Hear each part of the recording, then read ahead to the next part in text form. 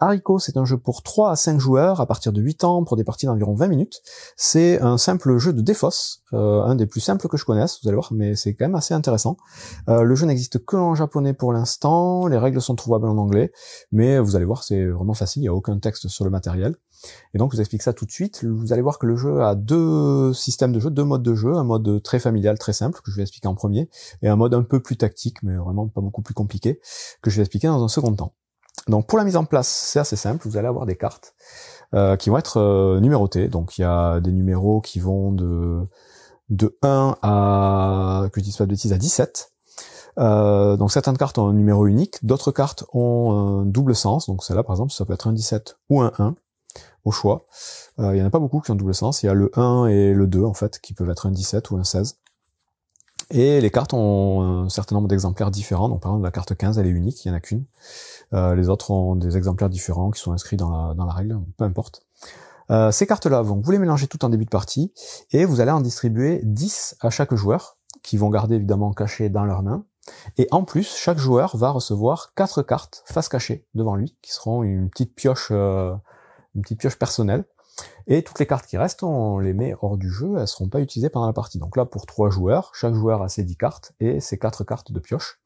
On détermine évidemment un premier joueur qui va avoir un petit jeton premier joueur. Et pour le mode de jeu facile, du coup, on va jouer un certain nombre de manches. À chaque fin de manche, il y aura un vainqueur qui va gagner un jeton couronne. Et le but du jeu, c'est d'avoir 2 jetons couronne. Le premier joueur qui arrive à gagner 2 manches, en fait, à avoir 2 jetons couronne, à gagner la partie. Ça, c'est le mode le plus simple. Et pour ce mode-là, donc, le principe, ça va être le même pour le mode compliqué de toute façon, c'est qu'à son tour, donc en commençant par le premier joueur, on va pouvoir jouer des cartes donc au centre. On peut jouer soit des cartes uniques, donc une valeur de carte, par exemple un 9, soit une série de cartes de valeurs identiques, et obligatoirement des cartes de valeurs identiques. Donc là, admettons, je commence avec une carte unique, une carte 9, et dans l'ordre du tour, les autres joueurs vont devoir jouer des cartes plus fortes que la mienne, strictement plus fortes que la mienne. Donc là, si j'ai joué un 9, le joueur suivant doit jouer plus fort que 9. Donc là, pour le coup, il n'a pas de carte unique plus forte que 9, mais il peut jouer n'importe quelle combinaison de cartes. Donc il pourrait très bien, par exemple, on va trier un peu ces cartes quand même, hop. Il pourrait très bien, par exemple, jouer ses 3-5 pour faire 15. Donc il est monté au-dessus de 9, il a joué 15. Du coup, c'est au joueur suivant qui doit faire mieux que 15.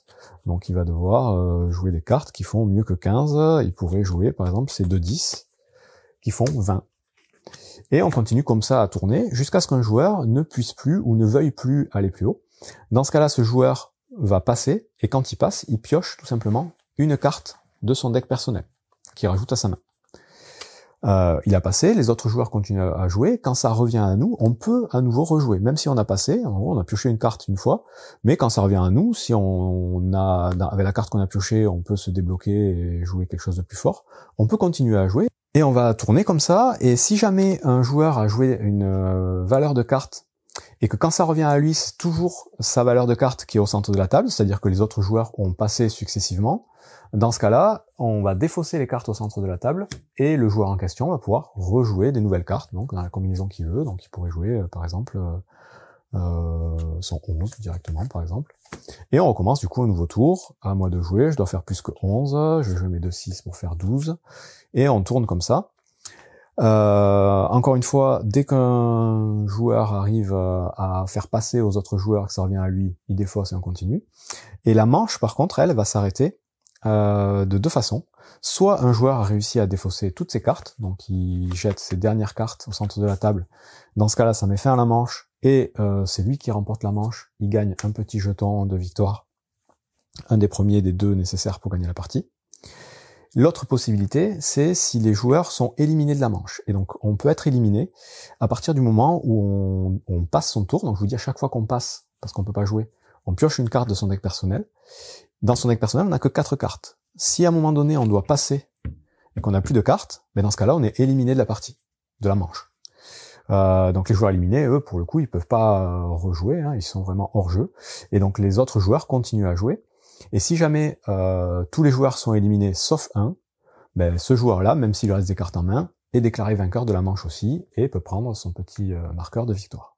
Donc voilà les 2 façons de gagner une manche.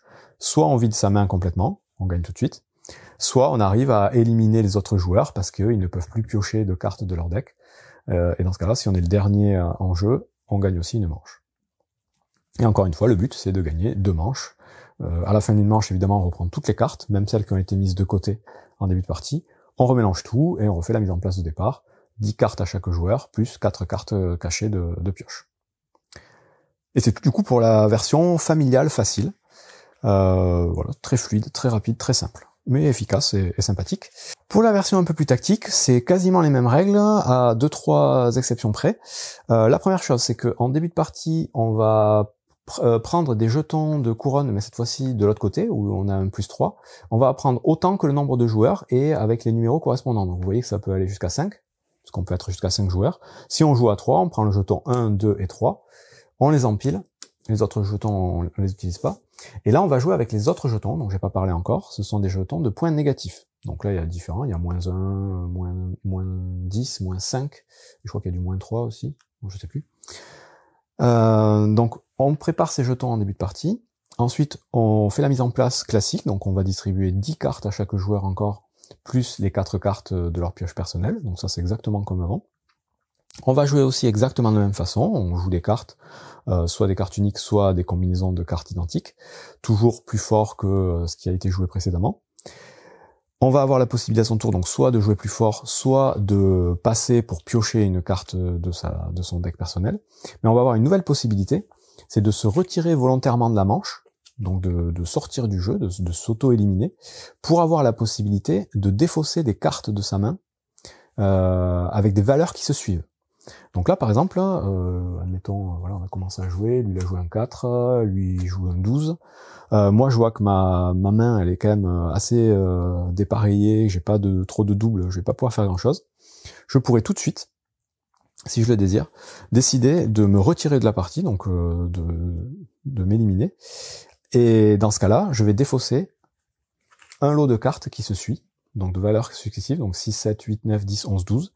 Ces cartes-là, je les défausse, et du coup, les cartes qui me restent en main, ce sont des points négatifs pour la manche. Donc là, je prendrai -3 points, donc je prendrai des petits jetons -3. Pour cette manche-là, ben, moi j'ai -3, je suis hors du jeu, les autres continuent à jouer, encore une fois, jusqu'à ce qu'un joueur ait vidé sa main, ou alors qu'il soit le dernier en jeu, soit parce que les gens ont pioché leur dernière carte ici, soit parce qu'ils se sont eux-mêmes sortis du jeu en défaussant des cartes. Et une précision, du coup, quand vous défaussez les cartes de votre main, donc quand vous retirez du jeu, les cartes à double numéro ne peuvent compter que pour le plus faible numéro, c'est-à-dire que le 2-16, c'est uniquement le 2 qui peut être joué pour faire les suites, et le 1-17, c'est uniquement le 1 qui peut être joué, et pas le 17. Bon, c'est une petite précision des règles qui peut avoir son importance. C'est le joueur qui va remporter la partie, cette fois, il va gagner le jeton couronne, mais côté 3 points, donc il a 3 points de victoire pour la première manche. Et les autres joueurs qui ont été éliminés vont perdre autant de points que de cartes qui leur restent en main. Donc s'ils n'ont pas décidé de passer eux-mêmes, comme je viens d'expliquer là, ils n'ont pas le droit de défausser des cartes à la fin de la partie, ils sont obligés de garder les cartes qu'ils ont en main, ils prendront autant de points négatifs. Donc lui, il est à -6, donc il prendra -6. Et encore une fois, on remélange après toutes les cartes, et on passe le jeton premier joueur au joueur suivant, ça je l'ai pas dit, mais c'est pareil à la partie facile. Et on recommence un nouveau tour. Encore une fois, on va faire autant de tours, que le nombre de joueurs. Donc on va jouer là à 3 joueurs, on jouera 3 tours, pour attribuer les 3 jetons qu'on a préparés en début de partie. À la fin de la partie, c'est le joueur qui aura le plus de points en points de victoire, donc en comptant les points positifs et les points négatifs, qui sera déclaré vainqueur. En cas d'égalité, ce sera le joueur qui aura récupéré le jeton de la dernière manche, le jeton +3 de la dernière manche, qui sera déclaré vainqueur, tout simplement.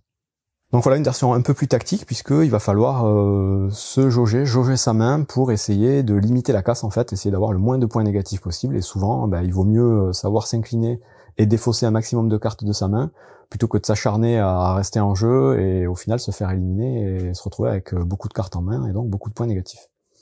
Donc ça reste très simple à jouer, hein, ça reste vraiment un jeu très accessible, avec un peu plus de stratégie dans ce mode-là. Et c'est tout du coup pour Haricot, un très très bon jeu de défausse, très simple d'accès, et très sympathique, voilà, pour 3 à 5 joueurs. Bon jeu.